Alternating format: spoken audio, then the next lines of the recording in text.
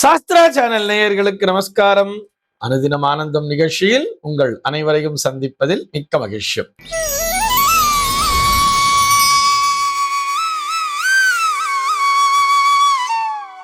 இன்று 1/3/2026 இந்த நாள் குறித்து பஞ்சாங்கம் என்ன சொல்றதுன்னு பார்க்கலாம் வாங்கோ. இன்றைய தினம் விஸ்வாவசூரிடம் மாசி மாதம் 17ஆம் தேதி ஞாயிற்றுக்கிழமை. திதி பார்த்தோம்னா வளர்பிறை திரையோதசி திதி இரவு 7:09 வரைக்கும் இருக்கு. அதனை தொடர்ந்து வளர்பிறை சதுர்த்தசி திதியானது வந்து விடுகிறது. இன்னைக்கு நட்சத்திரம் பார்த்தோம்னா பூசம் நட்சத்திரம் காலை 8:33 வரைக்கும் இருக்கு.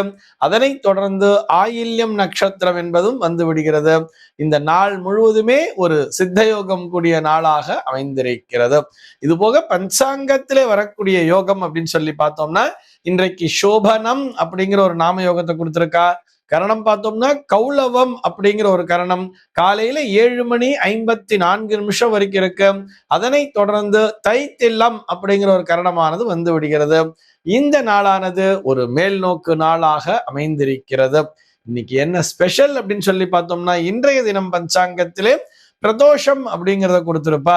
ஆக இன்றைய தினம் மாலை பொழுதிலே அருகில் உள்ள சிவாலயத்திற்கு சென்று இறைவனை வழிபடுவதற்கு மறக்காதீர்கள் என்பதற்காக நினைவூட்டுகிறோம். இது போக இன்றைய தினம் சிதம்பரம் ஸ்ரீ சிவகாம சுந்தரி சமேத நடராஜ சுவாமியினுடைய அபிஷேக திருநாளாகவும் அமைந்திருக்கிறது.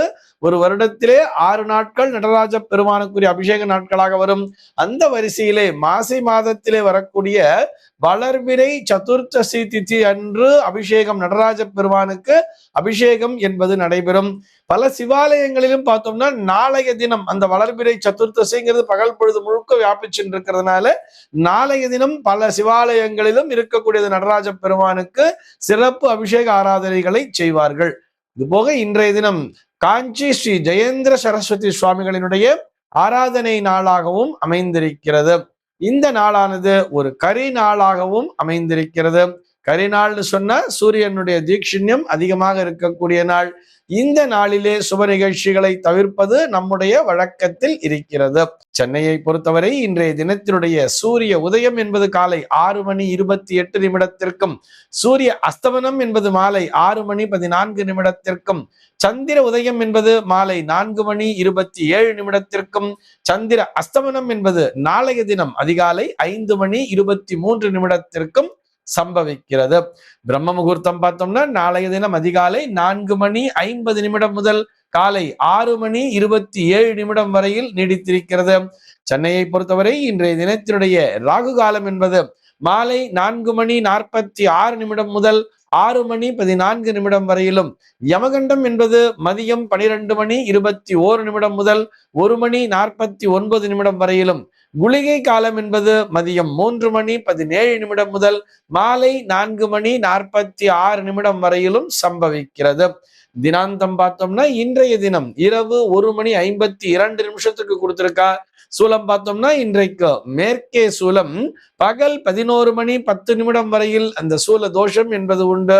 அதற்குரிய பரிகாரமாக வெள்ளம் தானம் விடுத்து விட்டு மேற்கு திசையை நோக்கி பயணிக்கலாம் அப்படிங்கிறதையும் சொல்லி இருக்கா.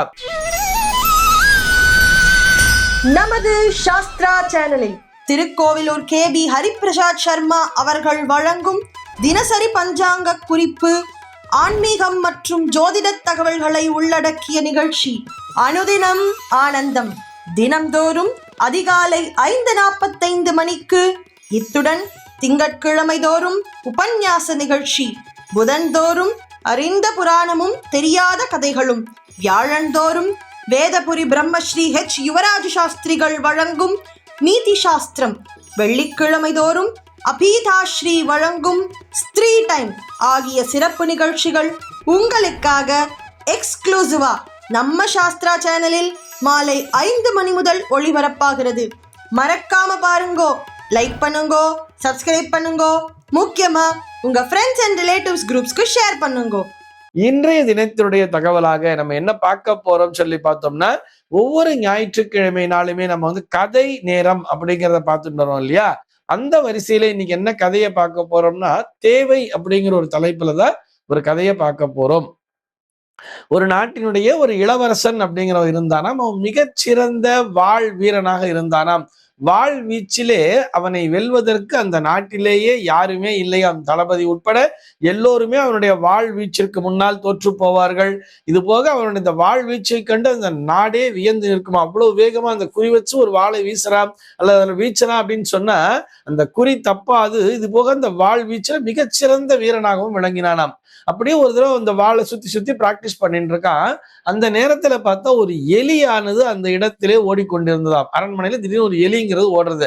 அதை பார்த்த உடனே எனக்கு கோவம் வந்து தன்னுடைய வாளை நோக்கி அந்த வாளை வந்து அந்த எலி மேல வீசுறான். ஆனால் அந்த எலியானது தப்பி சென்று விடுகிறது. அவனை பார்த்துட்டு திரும்பவும் விடாம அந்த எலியை துரத்தி துரத்தி தன்னுடைய வாளை வீசிக்கொண்டே இருக்கிறான். இருந்தாலும் அந்த எலியானது தொடர்ந்து தப்பித்துட்டே போச்சாம். இதை பார்த்த உடனே அவனுக்கு ரொம்ப சோகம் ஆயிடுச்சு, வருத்தம் ஆயிடுச்சு. ஒரு மூலையில போய் உட்காந்துடுறான். ரொம்ப டயர்ட் ஆயிடுறான். தொடர்ந்து ட்ரை பண்ணி ஆனா எலி தப்பிச்சு போயிடுது. ஒரு ஓரமா போய் உட்காந்துடுறான். இதை பார்த்த உடனே அரசர் வராரு. என்னப்பா ஏன் இவ்வளவு சோகமா உட்கார்ந்து இருக்கேன்னு கேட்ட உடனே அவன் சொன்னானா, இந்த வாழ்வீச்சு என்னுடைய வாழ்வீச்சினை கண்டு இந்த நாடே வியந்து நிற்கிறது. எனக்கு நிகரான வீரன் இல்லை அப்படிங்கிற மாதிரி நான் இருமாந்து இருந்தேன். ஆனால் ஒரு சாதாரண ஒரு எலி அது தப்பிச்சு தப்பிச்சு ஓடுது. அந்த எலியை என்னால் கொல்ல முடியவில்லையே அப்படின்னு சொல்லி வருத்தத்தோடு சொன்னா, எலியை கொல்றதுக்கு அவருடைய வாழ்வீச்சு எதுக்கு, நம்முடைய அரண்மனை பூனையே போதுமே அப்படின்னு சொல்லிட்டு, ஏப்பா அந்த நம்ம அரண்மனை பூனையை கொண்டு வாங்க அப்படின்னு சொல்லி காவலாளிக்கு அந்த ராஜா வந்து உத்தரவிட்டாராம். அந்த அரண்மனை பூனையானது வந்து அந்த பூனை போய் அந்த எலியை பிடிக்க போகுது. இருந்தாலும் அந்த எலியானது அந்த பூனைக்கோ அப்படியே டிமிக்கி கொடுத்துட்டுன்னு சொல்றாங்கல்ல, அப்படியே தப்பிச்சு தப்பிச்சு ஓடிட்டு இருக்கு. நம்ம வந்து இந்த டாம் அண்ட் ஜெர்ரியில பாக்குற மாதிரி கூட அதை விஷுவலைஸ் பண்ணி பார்க்கலாம். அந்த எலியை இந்த அரண்மனை பூனையால் பிடிக்க முடியவில்லை. இப்போ இன்னமும் ராஜாவுக்கு இப்போ ஒரே கவலை ஆயிடுச்சு. ஒரு சாதாரண எலி, அந்த எலியை என் மகனாலும் வாழ் வீசி கொள்ள முடியவில்லை, என்னாலும் ஒரு பூனையை வச்சு பிடிக்க முடியலன்னு ரொம்ப சோகமா உட்கார்ந்துட்டு இருக்கார் ராஜா.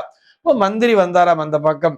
என்ன அப்பா புள்ள ரெண்டு பேரும் சோகமா உட்கார்ந்து இருக்கீங்கன்னு மந்திரி கேட்ட உடனே நடந்ததை சொன்னார்கள். உடனே மந்திரி சொன்னாராம், நம்ம நாட்டு பூனை எதுக்குமே லாய்க்கு இல்ல, நான் ஃபாரின்ல இருந்து பூனையை வர வைக்கிறேன். பாரசீக நாடு, அரபு நாட்டுல இருந்துலாம் நம்ம வந்து பூனையை வர வச்சோம்னா அது ஸ்பெஷலைசேஷன் நல்ல ட்ரெயின் ஆயிருக்கும், அந்த பூனையை வச்சு நம்ம பிடிச்சிடலான்னு சொல்லிட்டு இவங்க அந்நிய தேசத்துக்கு எல்லாம் தகவல் கொடுத்து பாரசீக நாடு, அரபு நாடுல இருந்துலாம் பூனைகளை வரவழைத்தார்களாம். பாரசீக நாட்டு பூனையும் அந்த எலியை பிடிக்க ட்ரை பண்ணுது, நல்ல ட்ரெயின்டு அப்படிங்கிற மாதிரி சொல்லி இருப்பா. அதே மாதிரி அந்த அரபு நாட்டு பூனையும் ட்ரை பண்ணிச்சா. என்னதான் ட்ரை பண்ணாலும் அந்த எலியை பிடிக்கவே முடியவில்லை. மந்திரியும் கவலையில் ஆழ்ந்து உட்கார்ந்துடுறார். இப்ப இதை பார்த்துட்டு அந்த அரண்மனையில ஒரு காவலன்லாம் இருப்பாங்க தெரியுமா, காவலாளி எல்லாம் இருப்பா இல்லையா, ராஜா வந்தா சொல்லணும், இப்படி கையில ஈட்டியோட நின்றுட்டு இருப்பா இல்லையா உட்காந்து. அதுல ஒரு காவலாளி வந்து கேட்டானா, இதுக்கு போய் எதுக்கு அந்நிய தேச பூனை எல்லாம், இதெல்லாம் ஒன்றும் தேவையே இல்லையே, நான் பிடிச்சு காட்டுறேன் அப்படின்னா. எப்படிப்பா நீ பிடிப்ப அப்படின்னு சொன்னோடனே, எங்க வீட்டு பூனையே போதும், சாதாரண பூனையே போதும் அப்படின்னு சொன்ன உடனே ராஜாக்கு கோபம் தான் கொஞ்சம். அது எப்படி அரண்மனை பூனையாலே முடியல, உன் பூனை வந்து பிடிச்சிருமா அப்படின்னு கேட்ட உடனே திடீர்னு இளவரசனுக்கு ஏதோ பொறி தட்டின மாதிரி இருந்தது. இந்த வீரன் இவ்வளவு நம்பிக்கையோட சொல்றானே, சரிப்பா கொண்டு வா பார்க்கலாம் உன் பூனைய அப்படின்னு சொல்லி இந்த இளவரசன் வந்து அந்த காவலாளியை போய் பூனை எடுத்துட்டு வா வீட்டுல இருந்துன்னு சொல்றான். இந்த காவலாளி வீட்டிலிருந்து தன்னுடைய பூனையை கொண்டு வருகிறான். அந்த பூனை வந்த உடனே ஒரே ஜம்ப்ல அப்படியே லபக்குன்னு போய் அந்த எலியை பிடிச்சுடுத்தா. கரெக்டா குறி வச்சு கரெக்டா அந்த இதை பிடிச்சுடுத்தா. இதை பார்த்த உடனே ராஜாவுக்கு ரொம்ப ஆச்சரியம். ஏன்பா எங்க அரண்மனை பூனையால பிடிக்க முடியல, அந்த ஃபாரின்ல இருந்து பாரசீக நாடு, அரபு நாட்டுல இருந்து எல்லாம் பூனை வந்தது, அதெல்லாம் வெல் ட்ரெயின்டு வேற, அந்த ஒரு பூனைகளாலும் பிடிக்க முடியல, உன்னுடைய பூனைக்கு நீ அப்படி பயிற்சி கொடுத்து வச்சிருக்கியா அப்படின்னு கேட்ட உடனே, அதெல்லாம் ஒண்ணும் இல்லை ராஜான்னு சொன்னான். அவன் பயிற்சி எல்லாம் எதுவும் கொடுக்கல, ஒரே விஷயம் என்னன்னு சொன்னா, அதற்கு பசி, என் வீட்டு பூனைக்கு பயங்கரமான பசி, அதற்கு தேவை இருந்தது, அது டக்குன்னு பிடிச்சிடுச்சு அப்படின்னு சொன்னானாம். இதை கேட்ட உடனே தான் இளவரசனுக்கு சுரீர்னு உரைச்சுதான். அப்ப என்ன அர்த்தம் இதிலிருந்து, யாருக்கு தேவை என்பது இருக்கிறதோ, யாருக்கு பசி என்பது இருக்கிறதோ, அவர்களுக்கு அந்த வேகம் என்பது அதிகமாக இருக்கிறது. அதனால இது டக்குன்னு போய் பிடிச்சிருச்சு. ஆனா இந்த அரண்மனை பூனைலாம் ஏற்கனவே நல்லா சாப்பிட்டு சாப்பிட்டு கொழுத்து போய் உட்காந்துருக்கு. அதுவும் ஃபாரின்ல இருந்து வந்த பூனைகள்லாம் நல்லா சாப்பிட்டு சாப்பிட்டு அதுங்க ஏற்கனவே அதுங்களுக்கு பசியும் இல்லை, ஒண்ணும் இல்லை, அதுங்களுக்கு தேவை பிடிக்கணும் அப்படிங்கிற ஒரு எண்ணம் மட்டும்தானே தவிர ஒரு வெறி என்பது இல்லையே, ஒரு வேகம் என்பது இல்லையே அப்படின்னு சொல்லிட்டு இளவரசன் யோசிச்சானாம். இதுல இருந்து என்ன தெரியுதுன்னு சொன்னா, நிறைய தேவைக்கு அதிகமாக இருக்கும் பொழுது நம் இடத்துல ஒரு வேகம் என்பது இருக்காது, ஒரு வெறி என்பது இருக்காது. நாம் சம்பாதிக்க வேண்டும், நாம் சாதிக்க வேண்டும், உழைக்க வேண்டும் என்கின்ற எண்ணமே நம் இடத்தில் இருக்காது. அதே நேரத்திலே நமக்கு தேவை என்பது வரும் பொழுது, இல்லை எனக்கு இது அவசியம் தேவை என்ற எண்ணத்தோடு, ஒரு பசியோடு, ஒரு தாகத்தோடு, ஒரு வேகத்தோடு செயல்படுபவர்களுக்குத்தான் வெற்றி என்பது கிடைக்கும் அப்படிங்கிறத அவன் புரிஞ்சுண்டானாம். இந்த தகவலோடு இன்றைய தினம் உங்களிடமிருந்து நான் விடைபெற்றுக் கொள்கிறேன். மீண்டும் உங்கள் அனைவரையும் நாளைய தினம் ஒரு புதிய தகவலோடு சந்திக்கிறேன். அன்பர்கள் அனைவருக்கும் அனுதினமும் ஆனந்தமாய் அமைய பிரார்த்திக்கிறேன்.